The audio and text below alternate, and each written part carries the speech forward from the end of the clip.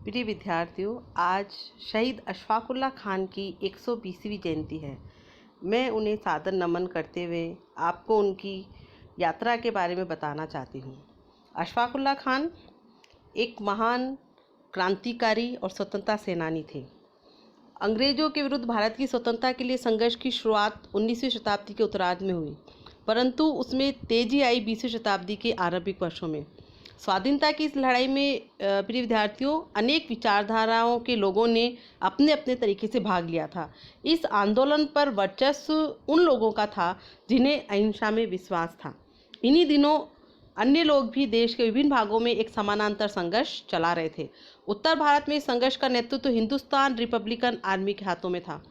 भगत सिंह, चंद्रशेखर आज़ाद, राजगुरु, सुखदेव, बटुकेश्वर दत्त, राजेंद्र नाथ लाहिड़ी, सचिंद्रनाथ सान्याल, जतिननाथ, सचिंद्रनाथ बख्शी, रामप्रसाद बिस्मिल, अशफाक उल्लाह खान, मनमथ नाथ गुप्त जैसे लोगों ने और अन्य अनेक लोगों ने क्रांतिकारी आंदोलन में हिस्सा लिया। कुछ ऐसे ही स्वतंत्रता सेनानी भी थे जो विदेश चले गए थे और वहाँ रहकर भी वे भारत को स्वतंत्र कराने के लिए कार्यों में जुटे रहे। इनमें कुछ प्रमुख नेता थे लाला हरदयाल, राजा महेंद्र प्रताप और रास बिहारी बोस। अब मैं आपको बताना चाहूँगी अशफाक उल्लाह खान के प्रारंभिक जीवन के बारे में। उनका जन्म उत्तर प्रदेश के शाहजहाँपुर के एक संभ्रांत और संपन्न मुस्लिम परिवार में 22 अक्टूबर यानी आज ही के दिन सन 1900 ईस्वी को हुआ था। उनके जन्म पर बड़ी खुशियाँ मनाई गई। वे बहुत सुंदर और आकर्षक थे और सभी के लाडले थे। अशफाक उन दिनों पले बड़े जिन दिनों देशभक्ति और स्वतंत्रता की भावना का लोगों के दिलों पर गहरा प्रभाव था। अशफाक भी उससे प्रभावित हुए बिना नहीं रह सके। वे बचपन से ही स्वतंत्रता सेनानियों की गतिविधियों में रुचि लेने लगे, जिसने उन पर गहरा असर डाला। अशफाक शाहजहाँपुर के मिशन हाई स्कूल के छात्र थे, जहां वह पंडित रामप्रसाद बिस्मिल के संपर्क में आए, जो उनसे एक क्लास आगे थे और अशफाक के बड़े भाई के सहपाठी थे। बिस्मिल की टोली में वही छात्र थे जो देश प्रेम की भावना से उत्प्रेरित थे और देश की आज़ादी के लिए स्वयं को बलिदान देने के लिए तैयार थे। अशफाक यद्यपि मुसलमान थे और बिस्मिल एक कट्टर आर्य समाजी हिंदू, लेकिन धर्म उन दोनों के बीच में कभी आड़े नहीं आया। दोनों का लक्ष्य विद्यार्थियों एक ही था और वह क्या था? राष्ट्र की निस्वार्थ सेवा करना। अशफाक और पंडित रामप्रसाद बिस्मिल की घनिष्ठ मित्रता के संबंध में अशफाक के जीवन की एक घटना अक्सर याद की जाती है। एक बार अशफाक बीमार पड़े। बीमारी के दौरान वे राम राम बड़बड़ाया करते थे। उनके पिता ने यह समझा कि वे ऐसा किसी प्रेतात्मा या दुष्ट आत्मा के प्रभाव के कारण कर रहे हैं, इसलिए उन्होंने एक मौलवी साहब से उनका उपचार करने के लिए कहा। मौलवी साहब को अशफाक और बिस्मिल की मित्रता की जानकारी थी। उन्होंने बिस्मिल को बुलाया।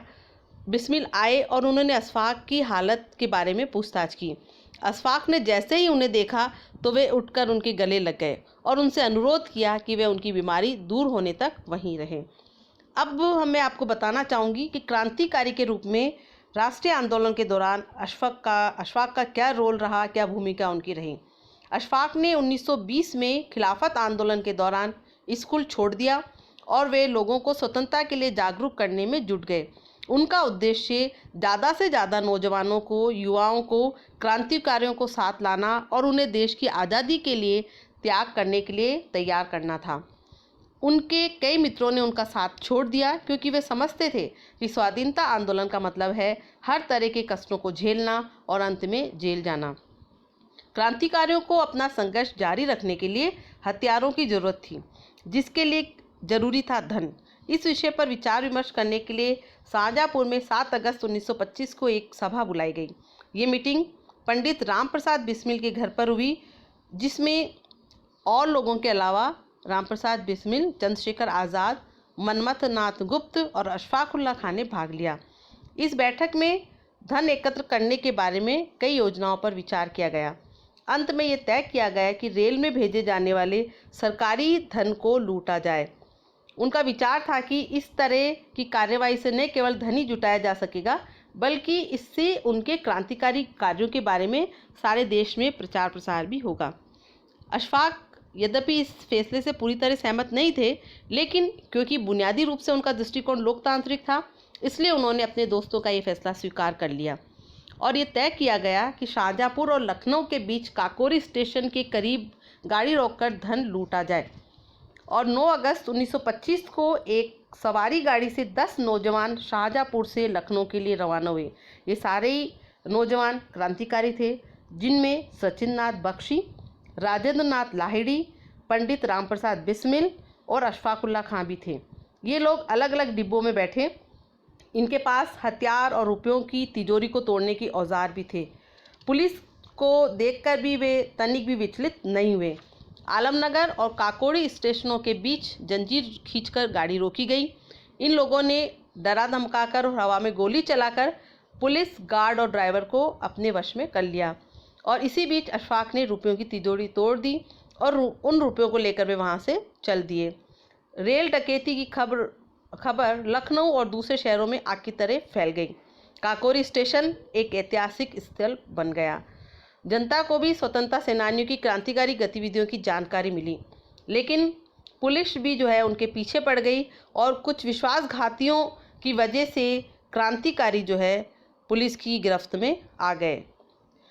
अशफाक जो है वहाँ से जो है भाग निकले और वह बिहार से डाल्टनगंज चले गए और वहाँ एक शिक्षक के रूप में नौकरी करने लगे। यहाँ वे मथुरा के एक हिंदू के रूप में रहे।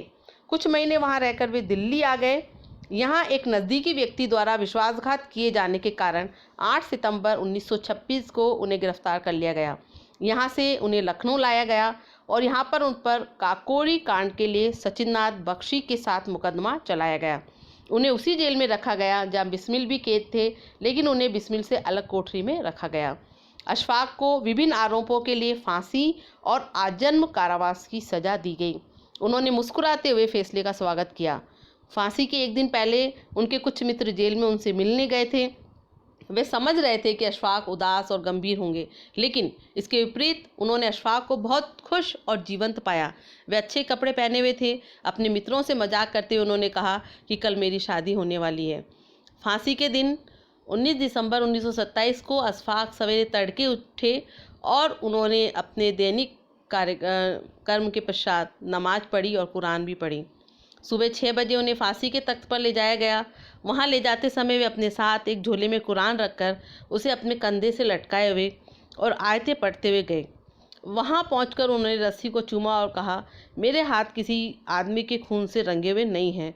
मेरे ऊपर लगाए गए सारे इल्ज़ाम गलत है। खुदा के सामने मुझे इंसाफ मिलेगा।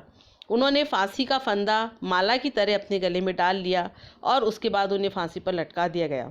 फांसी के पहले अशफाक ने ये 2 शेर कहे थे, फना है सबके लिए, हम पे कुछ नहीं मौकूफ़, बका है एक फ़कत जाम एक किबरियों के लिए। तंग आकर हम उनके जुल्म से बेदाद से चल दिए सोए अदम जिंदाने फैज़ाबाद से। उनके रिश्तेदार उनके शव को शाहजहाँपुर ले गए, जहां उन्हें दफना दिया गया। अब मैं बताना चाहूँगी विद्यार्थियों आपको कि अशफाकुल्ला खां एक साहसी और जो है क्रांतिकारी स्वतंत्रता सेनानी तो थे ही, इसके साथ साथ वे सांप्रदायिक सद्भाव के प्रबल समर्थक भी थे। हिंदू मुस्लिम एकता में उनका गहरा विश्वास था। पंडित राम प्रसाद बिस्मिल जो उनके बड़े और उनके मार्गदर्शक थे, वे आर्य समाज के कट्टर अनुयायी थे, जबकि अशफाक पक्के मुसलमान थे। वे चाहते थे कि भारत स्वतंत्र राष्ट्र बने, जहां अमीर और गरीब सब लोग बिना किसी धार्मिक या जातीय भेदभाव के शांति और सुख से रहें। अपने फांसी से 3 दिन पहले फैज़ाबाद जेल से भेजे गए अपने एक संदेश में उन्होंने सभी भारतीयों से कहा कि वे धर्म संबंधी किसी भेदभाव के बिना देश के लिए काम करें। उन्होंने देशवासियों का आह्वान करते हुए कहा कि वे धर्म के नाम पर आपस में लड़ाई झगड़े न करें और एकजुट होकर देश की आज़ादी के लिए काम करें। उन्हें इस बात का गर्व था कि वे देश के पहले मुसलमान हैं जो राष्ट्र की आज़ादी के लिए फांसी पर चढ़ रहे हैं। आज विद्यार्थियों, ज़रूरत है इस बात की कि हमारा देश जो कि एक विकासशील देश से विकसित देश बनने की ओर कदम बढ़ा चुका है, हम आज भी जातीय और भाषाई और धार्मिक मतभेदों को छोड़कर देश की उन्नति के लिए कार्य करें। और साथ ही उन्होंने अपने आखिरी क्षणों में भी खुदा से यही दुआ मांगी कि वे हिंदू और मुसलमानों को सद्बुद्धि दे ताकि वे आपस में लड़ाई झगड़ा ना करें और देश की स्वतंत्रता और समृद्धि के लिए मिलकर काम करें। अशफाक न केवल एक राजनीतिक नायक थे, इसके साथ साथ वो एक शायर भी थे। वह उर्दू में शायरी भी करते थे। उनका उपनाम हसरत था। देश प्रेम, एकता और मातृभूमि के लिए बलिदान के भाव उनकी शायरी के प्रमुख विषय थे। उनके द्वारा रचित निम्नलिखित पंक्तियाँ मातृभूमि के प्रति उनके प्रेम को प्रदर्शित करती है। खामोश हजरत खामोश हसरत, अगर है जज्बा वतन का दिल में, सजा को पहुँचेंगे अपनी बेशक जो आज हमको मिटा रहे हैं। बुज़दिलों ही को सदा मौत से डरते देखा, गो कि 100 बार उन्हें रोज ही मरते देखा। वतन हमेशा रहे शाद काम और आज़ाद, हमारा क्या है अगर हम रहें ना रहें ना रहें। कसली है कमर अब तो कुछ करके दिखाएंगे, आज़ाद ही हो लेंगे या सर ही कटा देंगे। अशफाकुल्लाह महान देशभक्त थे। मातृभूमि के लिए उनके मन में असीम प्रेम था। उन्होंने अपनी एक और रचना में लिखा है, जो उनकी आखिरी नज़्म थी, शोरी से जुनूं।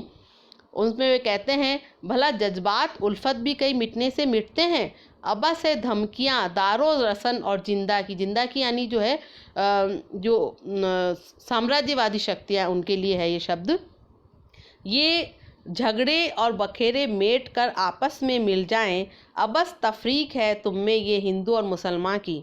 सभी सामान्य इश्रत थे, मज़े में अपनी कटती थी, वतन के इश्क ने हमको हवा खिलवाई जिंदा की, जिंदा यानी जेल की।